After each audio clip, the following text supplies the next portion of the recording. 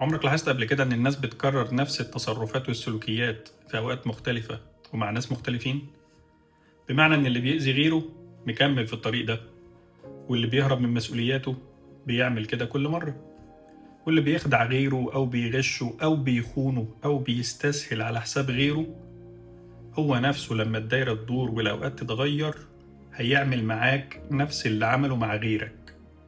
الموضوع ببساطة خالص لأن السلوك ده والحاجة الوحيدة اللي العقل بيصدقها.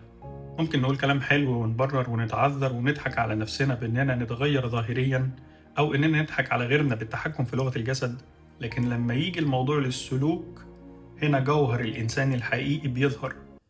النبي عليه الصلاة والسلام قال: إن الله لا ينظر إلى صوركم ولا إلى أموالكم ولكن ينظر إلى قلوبكم وأعمالكم. فالقلب والسلوك هما المراية الحقيقية، المراية اللي بتكشف جوهر الإنسان ومعدنه. فالموضوع كله مسألة وقت، لما الوقت يتغير هيتصرف معاك بنفس الطريقة اللي تصرف بيها مع غيرك، مش لأنك وحش ولا لأنك تستحق اللي هو بيعمله، ولكن لأن هو ما يعرفش حاجة تانية غير السلوك ده، وانت بالنسبة له مش استثناء مهما حاولت تصدق العكس. في كل مرة تحاول تقنع نفسك انك مش زي الباقيين وانه هيعاملك غيرهم، حاول دايما تفتكر انك غالبا خسرت اللي قبله لنفس السبب اللي عرفته علشانه، يعني خذلت فيه. فليه بتكرر نفس المأساة مع ان الدرس واضح من البداية؟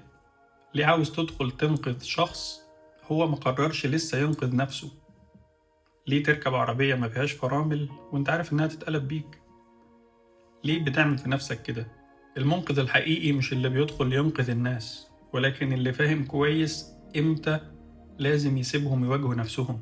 ببساطة جدا السلوك القديم هو نفس سلوك المستقبل، ومفيش حاجة بتتغير إلا لو صاحبه وقف قدام المراية واعترف وقرر إن هو عاوز يتغير ومشي في الطريق ده فعلا مش قولا. ولو ركزنا شوية هنلاحظ إن نفس شروط التوبة هي نفس قواعد التغيير، إحنا بس اللي غالبا كده بننسى نربط بين الاتنين. وإنت كمان لازم تكون فاهم كويس إن مش دورك إنك تكون شاهد على الغلط، ولكن إنك تفهم القصة من أول درس بدل ما تتكرر معاك كلها تاني. وفكر في الكلام ده كويس. سلام.